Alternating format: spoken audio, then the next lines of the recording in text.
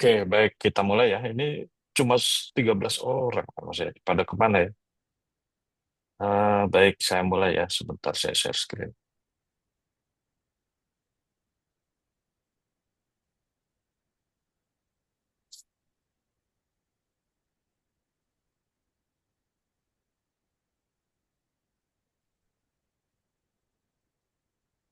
Oke, sudah muncul ya? Sudah, Pak. Ya, ini sebetulnya slide lanjutan ya. Kemarin atau minggu lalu saya sudah upload slide ini terkait dengan era tradisional, era kewirausahaan ya dalam digital, evolusi kewirausahaan dalam digital. Nah, saya coba eh, review dulu ya, recap ulang apa yang sudah kita pelajari bersama terkait dengan kewirausahaan dalam era digital atau digital planner. Nah, jadi pada intinya, ketika kalian nanti bergerak di bidang digital planner, bukan di bidang ya, ketika kalian menggeluti digital planner, pasti karakteristik utamanya itu berbeda dengan era tradisional. Ya, ketika orang tua kita dulu berjualan, berdagang, selalu segala sesuatunya itu serba fisik. Ya, ada penjual, ada pembeli, orang datang, ya beli. Bahkan bayarnya pun harus cash atau tunai. Maksudnya belum ada elektronik. Nah, itu sempat saya alami. Saya alami dulu ketika masih kecil, ya waktu zaman-zaman SMP, SD, itu belum ada transaksi-transaksi digital. Ya. Semuanya harus physically, ya. Terus media pemasarannya juga konvensional, koran, radio, televisi. Nah, tentu tantangannya adalah apa? Terbatas waktu, tempat, ya. Nah, tapi di sisi lain juga kita punya kepuasan loh. Ketika kita membeli barang secara fisik, mendatangi toko langsung, itu nuansanya itu beda. Anda datang ke supermarket, terus beli barang, ambil, masuk ke troli, sambil kita dorong trolinya, itu kan berbeda dengan pengalaman di dunia digital tentunya. Nah, ini pasti ada plus minus. Nah, ini kita coba coba flashback dulu ke belakang gitu ya. Cerita-cerita masa lalu itu seperti apa. Nah, lalu masuklah ke era e-commerce. Ya, jadi perubahan besar transaksi digital itu ketika mulai muncul dulu itu ada namanya Kaskus ya, saya masih ingat. Mungkin kalian pernah mendengar atau mengalami ada sebuah forum namanya kaskus.us. Nah, forum ini biasanya digunakan untuk kongko-kongko lah ya, ngobrol-ngobrol, ngalor ngidul ya. Terus ada tweet, ada ABCD, ada bahasan-bahasan yang ya mungkin nyeleneh-nyeleneh gitu. Nah, dari situ mulai bergeser ke arah jual beli ya. Jadi dulu itu di Kaskus ada nama trade, ada nama kategori namanya FJB ya, forum jual beli. Jadi kalau kita cukup aktif di forum itu, kita bisa jualan menjadi seorang seller ya. Jadi awal mulai yang namanya seller, buyer itu awal mulanya dari Kaskus itu ya. Terus ada Rekber ya, terus ada rating. Kalau di Kaskus itu namanya cendol. Cendol itu bintang hijau ya. Jadi kalau cendolnya banyak berarti dia ratingnya bagus tuh. Nah, itu sejarah awal mula e-commerce di Indonesia itu seperti itu. Ya, di awal mulanya itu dari Kaskus, forum jual beli tadi. Nah, tidak lama kemudian, saya lupa ya, mungkin sekitar tahun 2001, 2005 ya, itu mulai masuk situs-situs online. Situs jual beli online pertama itu saya lupa. Kalau nggak salah dulu belum ada Tokopedia Bukalapak, belum. Dulu itu ada rakitanpc.com ya. Terus ada bineka.com. Nah, itu toko online pertama itu. Nah, jadi toko online pertama zaman dulu itu belum menerima transaksi pembayaran di webnya. Jadi kita harus transfer langsung ya. Jadi di sana itu ada nomor rekening si pemilik. Nah, ini berarti mengandalkan kepercayaan. Nah, ini mengandalkan kepercayaan. Nah, artinya ya memang gambling ya, beresiko. Tapi tidak sedikit juga dulu itu orang banyak yang bertransaksi itu. Mulai bergeser tahun 2007, 2008 lah ya, itu mulai muncul Bukalapak, muncul Tokopedia, kalau nggak salah itu ya, saya lupa tahun tepatnya. Nah, itu mulai ramai tuh, orang bertransaksi melalui media online. Ya, memang belum sepopuler sekarang pada saat itu, tapi di sana sudah dikelompok-kelompokkan, jadi sudah mulai tertata dengan rapi. Ya. Nah, jadi sudah mulai tertata dengan rapi. Terus apa kemudahannya, manfaatnya ya, mengurangi biaya operasional dan juga kita bisa mendapatkan data. Nah, setiap orang yang masuk ke halaman website, kita bisa melacak jam berapa dia akses, akses halaman apa saja, beli apa saja, berapa kali dia berkunjung, itu semua data bisa kita dapatkan dengan gampang kalau menggunakan e-commerce ya.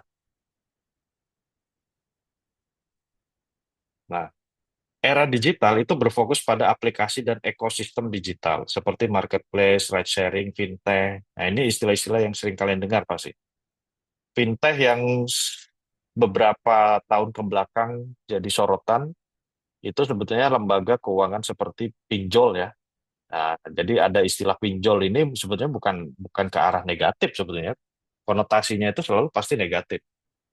Nah, karena mungkin berkaitan dengan penagihan-penagihan yang telat bayar ya. Tapi pada dasarnya pinjol itu ya pinjaman online ya, fintech. Nah, fintech ini artinya lembaga yang berdiri untuk memberikan pinjaman kepada orang. Ya, jadi dia lembaga non perbankan lah intinya gitu. Biasanya kan bank yang meminjamkan uang. Nah, ini kita tidak perlu jadi bank. Jadi kalau kalian punya duit banyak, misalkan sebut saja 1 M aja lah, mau muter uang dengan cepat tanpa harus berbisnis, ya minjemin duit. Nah, gimana caranya minjemin duit? Ya berarti kan kalau nggak jadi rentenir, ya kita harus menggunakan media digital. Nah, apa nama teknologinya? Nama teknologinya fintech, finansial teknologi gitu. Baik itu kalian pakai duit sendiri, baik itu kalian pakai duit orang. Ya, fintech ini bergeraknya ada metode crowdfunding ya. Crowdfunding itu jadi kita ngasih pinjaman tapi pakai duit orang. Jadi kita memberi penawaran ke orang ya kayak BPR lah sama sebetulnya. Simpan duit dong di saya. Nah, nanti saya kasih bunga 10% misalkan ya per tahun contoh. Nah, nanti dari duit itu kan Anda juga akan putar lagi dengan cara apa? Memberikan kredit, ya, memberikan pinjaman ke orang lain. Ya, sama sebetulnya fintech juga begitu. Jadi nanti kita bisa menginvestasikan uang kita kalau ada duit nganggur ke sebuah fintech. Nah, nanti fintech itu juga akan memberikan pinjaman ke orang lain. Nah, transaksinya karena sudah digital, ini tidak perlu ada survei, tidak perlu ada kunjungan, pengisian form yang ribet kayak dulu ya.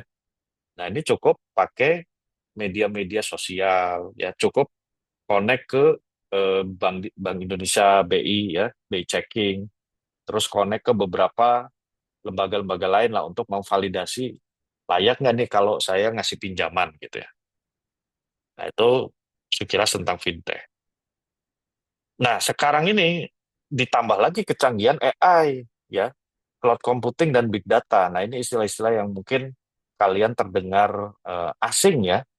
Kalau bagi saya sih itu makanan sehari-hari ya. Tapi bagi kalian mungkin yang sering terdengar ya AI. Nah, nanti kita coba bahas apa sih AI, apa cloud computing dan big data. Justru dengan adanya teknologi ini, fintech bisa jadi jauh lebih mudah membedakan mana orang yang punya skor kredit buruk, mana yang tidak. Nah, itu berdasarkan AI juga, ya. Dibantu dengan data yang besar atau big data.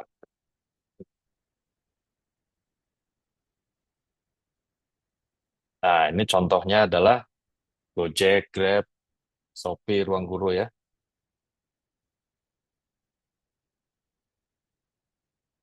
Nah, keunggulannya adalah antara bisnis dan konsumen untuk menciptakan nilai. Oke, belum lagi nanti kita masuk ke era metaverse dan Web 3.0. Nah, apalagi nih?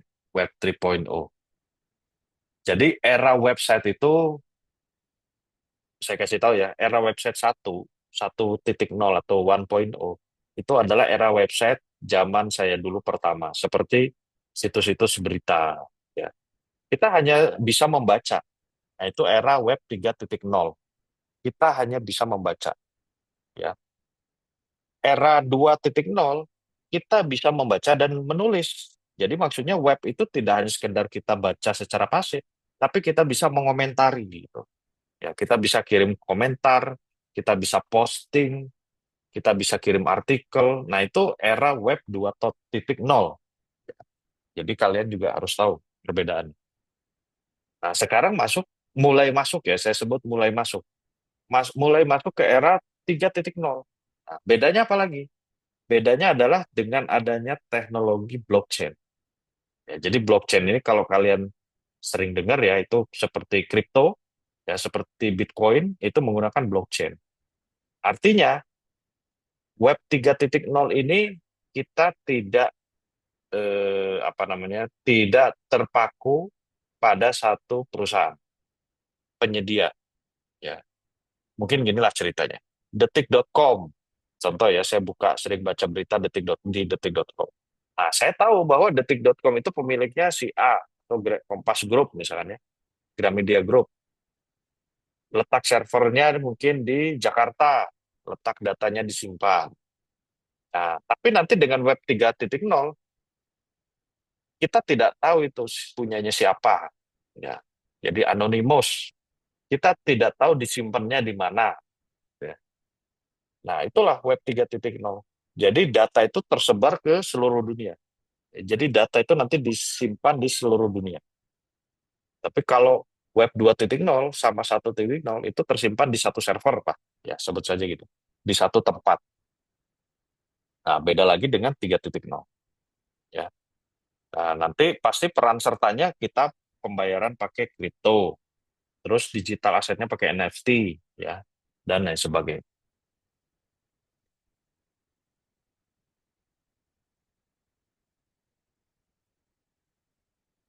Nah, kita masuk ke ekosistem digital, ya. Nah, jadi sebelum kita bahas tentang digital planner, ada poin-poin penting yang harus kalian pahami ya dalam dunia digital. Nah, tentunya dunia digital itu dunia orang-orang IT sebetulnya. Tapi IT itu sendiri sekarang sudah masuk ke segala kehidupan, ke segala aspek bidang kehidupan. Nah, mau tidak mau, suka tidak suka, kalian harus tahu seperti apa sih dunia IT itu. Gitu. Nah, ini saya coba berikan sedikit gambaran ya. Karena kebetulan saya sendiri sebagai dosen IT, ya saya harus coba menyampaikan kepada kalian gitu. Jadi dalam dunia digital itu ada namanya infrastruktur. Ya. Infrastruktur ini seperti fondasi. Jadi kalau kalian ngantor di sebuah tempat, di satu tempat, infrastrukturnya itu adalah gedung, ya kan? Nah, kalau kalian berbisnis digital, infrastrukturnya apa? Ya, nggak kelihatan nih bentuknya. Nah, jadi komponen utama dalam infrastruktur digital itu, ya, ada jaringan telekomunikasi, ya, internet lah sebut saja. Kan kalian butuh koneksi internet kan? Kalau mau masuk ke sebuah situs, ke portal, apapun itu sekarang mau tidak mau, kita harus punya jaringan. Nah, jaringan ini sekarang sudah no issue lah. Ya. Gampang dapatnya, bisa pakai handphone sendiri, bisa tethering. Nah ya, apalagi kalau di kampus sudah ada koneksi internet. Yang kedua adalah data center. Ya. Data center ini adalah tempat di mana data disimpan. Ya, jadi si server atau komputer yang digunakan untuk menyimpan data yang disebut dengan server itu. Itu namanya data center. Simpannya di mana? Di kantor kalian atau di cloud. Ada istilahnya cloud nanti itu ya. Jadi di vendor lah sebut saja begitu. Yang ketiga, nah ini yang orang jarang perhatikan, keamanan ya. Jadi layaknya sebuah gedung tempat kalian kerja, itu sudah pasti ada satpamnya, kan? Entah itu satpam yang ada di gerbang depan atau bahkan satpam yang ada di tiap gedung. Nah, dunia digital pun sama. Jadi kalau kalian nanti misalkan bermain dunia digital, bisnis digital, ya terutama membuat sebuah aplikasi sendiri ya, platform sendiri, itu mau tidak mau harus memikirkan yang namanya keamanan. Karena itu sudah wajib loh. Apalagi terakhir kita sering dengar ada kejadian judi online ya.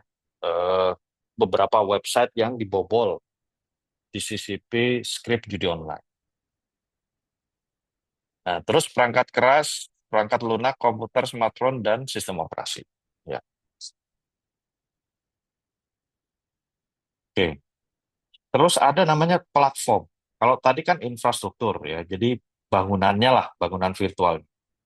Nah, baru ada platform. Nah, ini mungkin beda lagi ya. Platform itu wadah utamanya. Jadi, platform digital adalah ekosistem berbasis teknologi yang memungkinkan interaksi dan transaksi antara pengguna dan penyedia layanan. Jenis platform. Nah, jadi kalau bicara platform, platformnya apa nih? E-commerce. Oke, e-commerce berarti pakai apa nih? Shopee, Tokped, atau Amazon. Platform media sosial apa saja? Instagram, Facebook, Twitter. Platform transportasi, Grab, Gojek ya. Terus jasa yang lain ada Upwork. Lalu ada platform pendidikan digital. Jadi kalau kalian nanti berbisnis digital, kalian pasti tidak akan lepas dari yang namanya platform. Ya, entah itu bikin sendiri atau pakai yang sudah ada. Ya.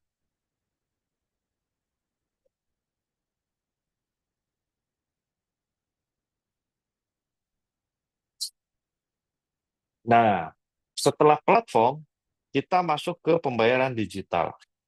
Jadi sistem pembayaran digital memungkinkan transaksi keuangan secara elektronik tanpa menggunakan uang tunai. Jenis digital payment, e-wallet, internet banking, QR code, dan yang sekarang mulai populer itu adalah kripto. Ya. Nah, jadi sebetulnya kripto itu bisa digunakan untuk pembayaran. Contoh kalian mau bayar makanan, nah belinya ke saya. Nah, saya menyediakan satu opsi lain di samping GoPay, ya di samping QRIS, di samping transfer, saya menerima pembayaran melalui apa? Bitcoin misalkan, wah, atau Ethereum, atau Ton, ya, atau Solana, atau banyak lagi lah, terserah saya itu ya. Nah, jadi nanti kalian bisa pakai kripto, ya. Nah, cuma nggak enaknya kan harga sangat-sangat volatil ya, sangat-sangat naik turun, ya fluktuatif. Nggak enaknya cuma itu. Keuntungannya lebih cepat, lebih aman ya, dan meningkatkan inklusi keuangan. Nah, terus selain digital payment ada namanya cloud computing. Nah, ini kaitannya dengan data yang disimpan di awan ya. Mungkin kalian sering dengar tuh cloud, cloud, cloud gitu kan. Jadi cloud itu adalah layanan penyimpanan dan pengolahan data berbasis internet tanpa memerlukan infrastruktur sendiri. Nah, terus model cloud computing itu ada infrastruktur, ada platform, ada software. Nah, saya jelaskan ya, saya jelaskan nih perbedaan. Selama ini yang kalian lakukan itu menggunakan cloud computing berbasis software as a service atau SaaS. Nah, ini yang sering kalian pakai ya. Contohnya apa? Google Drive ya, atau iCloud. Nah, jadi kalian itu nyimpan data tapi tidak di laptop, tidak di handphone, tidak di komputer. Nyimpannya di mana, Pak? Di internet ya. Ya di penyedia situsnya. Kalian langganan apa? Google Drive ya nyimpannya di Google. Tapi kan kalian tidak pernah tahu data itu di mana adanya. Yang penting ada internet, ya data saya ada gitu kan. Nah, itu disebut dengan cloud di awan karena nggak tahu di mana nyimpannya gitu maksudnya itu ya. Nah, itu yang kalian gunakan adalah modelnya SaaS. Tidak hanya Google Drive, sekarang pun aplikasi-aplikasi seperti Adobe ya, seperti CapCut seperti Canva, itu juga SaaS. Kalian tidak perlu download aplikasinya terus install, ya kan? Nah, kalian cukup